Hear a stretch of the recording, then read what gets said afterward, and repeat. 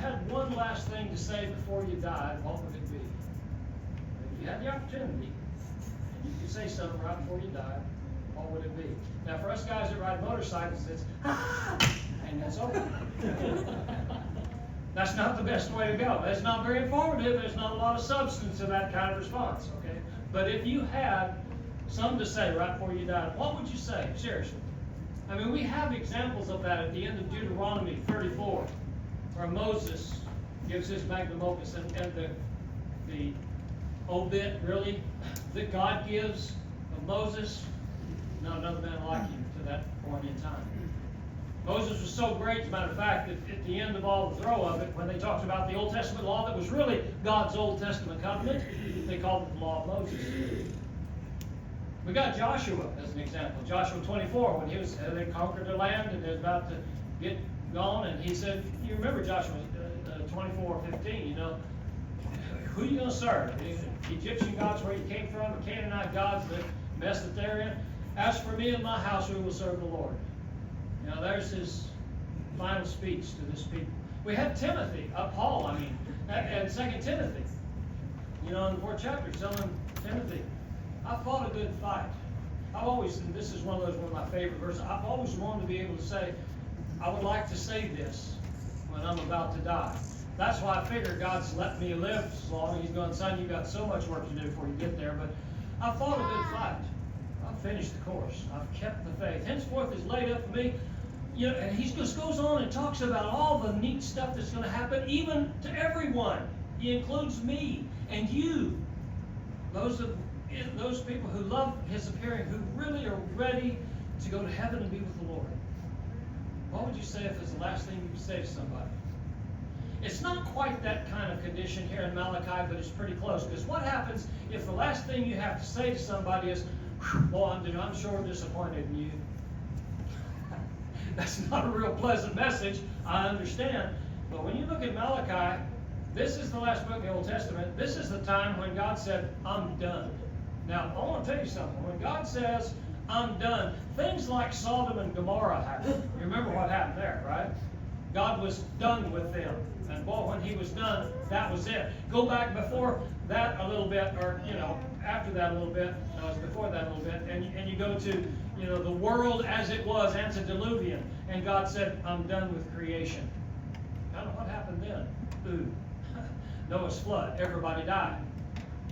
I don't know about you, but if I was an Israelite during this time and God is telling me these things and it's like he's saying, I'm done with you, I would have been a little bit afraid. No, I'd have been a lot afraid. Because his history, his track record with the children of Israel, loving them and caring for them and doing for them, and they're in the condition they're in as Malachi describes it, and God is saying, I'm done with you guys. And for 430 years, he didn't say nothing anymore. He was done. I'd have been scared. I'd have been fearful, because when God says I'm done, he does not beat around the bush. It's not like we parents sometimes when we warn our kid for the 30th time, you do that again, I'm going to pinch your head off. In the first place, we're not going to pinch his head off, and they know we're not going to pinch the head off. And they also know they probably got 3 more shots before you finally lose your cool and take them up and snatch them, the hair off their head, or whatever it is that you do in discipline. No, when God says I'm done, he's done. And it's very frustrating. This whole book is very frustrating. It's no wonder it starts in chapter 1, verse 1, the burden of Malachi. I would not have wanted to be the guy telling the children of Israel, God's finished with you. He's done. You've pressed the limits to the point where he's not going to be patient with you. He is finished talking with you. Now, that's a very tough experience, and I'm a guy, as many of you well know, I'm a guy of words, and when I talk to somebody and we're getting nowhere, I try to figure out, well, how come we're not getting anywhere? What can I do to change the tenure, the venue, whatever it is that I need to change so that we can talk some more and get something settled? I'm always thinking maybe I can say something better. But you know, every once in a while, I've had to do this. I've had to realize they're not listening. And I need to be done. That old text that Jesus used, and by the way, there's some pejorative terms in that text that make it sound ugly, because it's ugly. That you don't throw, pearls before swine. Are we calling people pigs?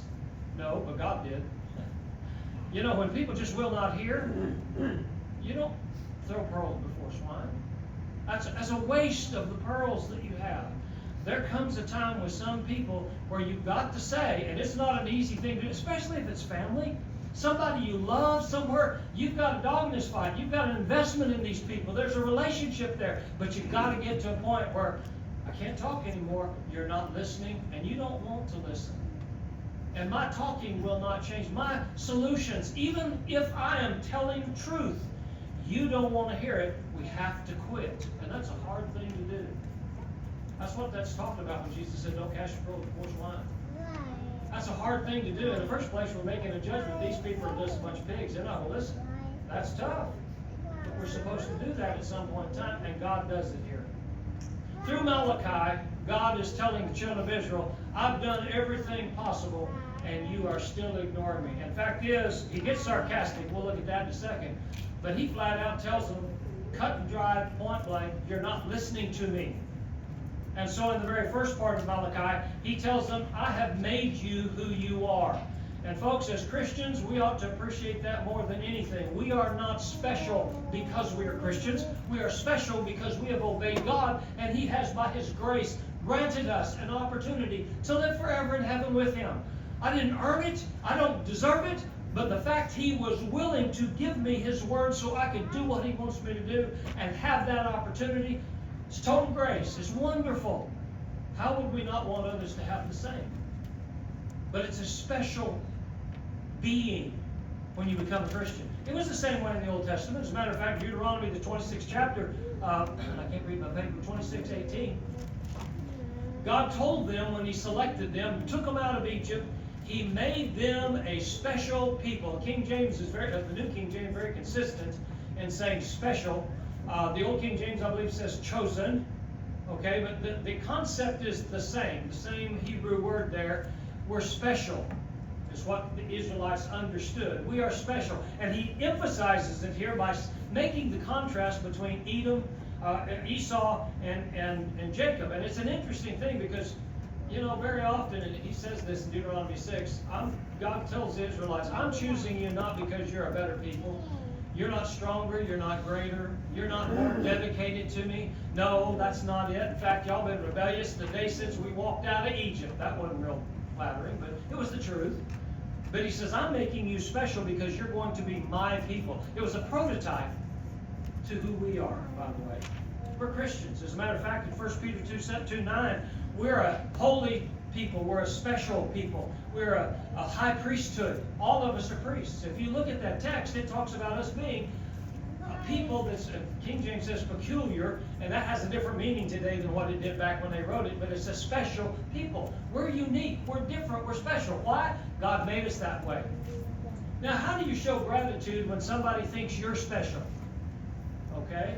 I'm not talking special in the sense that you don't have all your facilities, you can't ratiocinate quite the way you ought to, be able to think straight, those kinds of things. I'm talking about special in that you are somebody, and I recognize you as somebody. How do you show gratitude when somebody thinks you're special? Well, don't you thank them? Don't you help them out? Don't you want a relationship with somebody like that because they think you're somebody special? Certainly we do. And God is telling Israel, you know, I made you special. You are unique.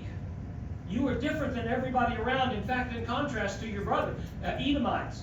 Edomites were very arrogant people. They had great topography in their defense systems up there where they lived. And they just thought, we're going to rule and we're going to conquer. And, of course, when the foreigners came through and wiped them out at God's bidding, we'll just rebuild. No, they didn't. And what he's telling them here in Malachi is, don't you see your own recent history where everybody's knocked out? And, you know, of all the people around that Nebuchadnezzar wiped slick, who is the only people that's come back and settled their land and become a people again? The Israelites, after 70 years of slavery, they got to come back. Nobody else did. There was other folks around them that disappeared from the planet, but not Judah, because they came back. The Israelites came back. They were special people. And God said, because you see this, don't you understand? I loved you. And how did you return my love? Well, not very well. As a matter of fact, in the second point, he makes a question of whether or not they're even his children. Because, you know, I'm your father. Where's my honor as a father? I should be receiving honor because I am your Father. And here's the sarcastic part, because, again, I know it's just very uncomfortable for people. In fact, it's uncomfortable for people when sarcasm is used, because 9 times out of 10, the sarcasm is directed to a flaw that someone is wishing to practice. And when you point out how ridiculous that is, it's not a pleasant reception. You don't like people not just telling you you're wrong, but showing you how not smart you are because you're doing the wrong. And so in verse 8, he gets sarcastic. God gets sarcastic here through the prophet Malachi. And when you offer the blind as a sacrifice, is it not evil? And when you offer the lame and sick, is it not evil? Offer it to your governor. Would he be pleased with you? Would he accept you favorably, says the Lord of hosts? Yeah, there's sarcasm. Yeah, offer that to a regular old human that's collecting taxes. See if they're happy about that. No. What makes you think God is happy? And God is God. He's not just a lowly individual, a human, barely deserving. And you've done all this on your own, he says. While this is being done by your hands, will he accept you favorably? The obvious answer to that rhetorical question is, no, he will not. In fact, he castigates them and says, where's the people of courage who will shut this kind of nonsense down? Who is there among you who would shut the doors so that you would not kindle a fire on my altar in vain? There ought to be people stand up and say, hey, this is wrong and you're not doing it in this house. By the way, that is a point that needs to be made amongst Christians today. We need to have the backbone to stand up and say, that's wrong. Okay, I know that's not going to go over well. It's not politically correct. It might be received unpopularly, and some might be offended. But you know, if wrong is wrong, where are the Christians who stand up? Where was the Jews there who would stand up and say, y'all are doing it, offering, 6 sheep on the altar? Probably some of those that got loose on voice there. They crippled up going through that panel. There we go. They're crippled up. They're not worth taking to the show, because you can't take them to the auction and get anything for them, because they're going to walk through the arena with a limp, and ain't nobody going to buy a sheep with a limp. But we'll sacrifice to God. We'll get rid of it. So many people give to God their remnant. From everything from the contribution we take on the first day of the week, but that's just the fringe of it. The contribution we give in our life as service to Him is always like, yeah, I'll go over there if I have time, or if I get to it, or maybe if something else doesn't get in the way, like I want to watch a sitcom. Really? Is that what gets in the way of our service to our King? We need to rethink our Christianity sometimes when we don't have time to do what the Lord has asked us to do. But we sure got time for a lot of other stuff that's awfully self-centered and self-pleasurable. But we don't have time for God. There's a problem with that. I'm preaching to the wrong audience. Y'all are here this afternoon when a lot of people that came this morning are not. So you are to be commended. He goes on and talks about verse 13. And I've always thought, this is the response to doing what God says, whether it's in service in our life, or particularly, I think, in worship. I think there's always some people of God who are looking for something. If you just attach new to it, you almost got to sell right there. Oh, this is new. Boom! Somebody wants to do it because it's new. Oh, it's different. After doing the same thing on a frequent and regular basis, it shouldn't necessarily get old. I've had people tell me we were taking the Lord's Supper on the first day of the week. Doesn't that get old? No. In fact, for a good Christian, it never would get old. Every first day of the week, I am reminded of what my Savior did for me. It is one more time I can focus on my Christ and what promise I have of going to heaven. How could that get old? But for some people it does, and that's what you find here. God had commanded them to do these kinds of things, sacrifice the best of your flock. You say in verse 13, oh, what a weariness, and you sneer at it, says the Lord of hosts. You bring the stolen, the lame, the sick, thus you bring an offering. Should I accept that from your hand? Of course, the answer is no, He doesn't, and that's what this is all about. He does not accept these kinds of things. Malachi is here to tell the children of Israel, God is done with you now. It's over.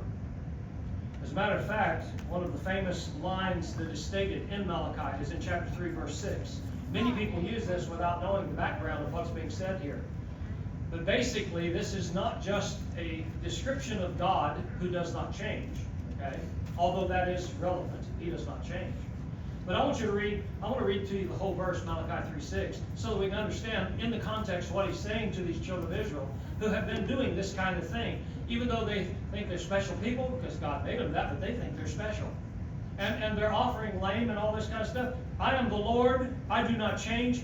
Therefore, because I'm the Lord and do not change, therefore you are not consumed, O sons of Jacob. You know why? God is telling them, I made you a special people, and I promise to keep you to the end, and I'm going to do my part and do what I told you I'm going to do. Y'all ought to be doing the same thing. But because you guys are not doing your part, doesn't mean I ain't going to fulfill my deal, my part of the deal. I'm going to keep things going, but I'm done talking. It's over. And so Malachi is the last of God's message to the children of Israel. And they don't hear anything else until later on when, just gradually and easily and smoothly and kindly God sends a messenger. Oh, wait a minute, that was John the Baptist. He was anything but that. He came onto the scene as the last prophet, and he told them, okay, God is done. And Jesus would stand over Jerusalem. Oh, Jerusalem, Jerusalem, thou that killest the prophets. I only know the old King James on that one, remember? I would have gathered you under my wings as a mother hen, and you would not. Friends, we are special people. That doesn't give us an arrogance, doesn't give us a right to slight our service to God.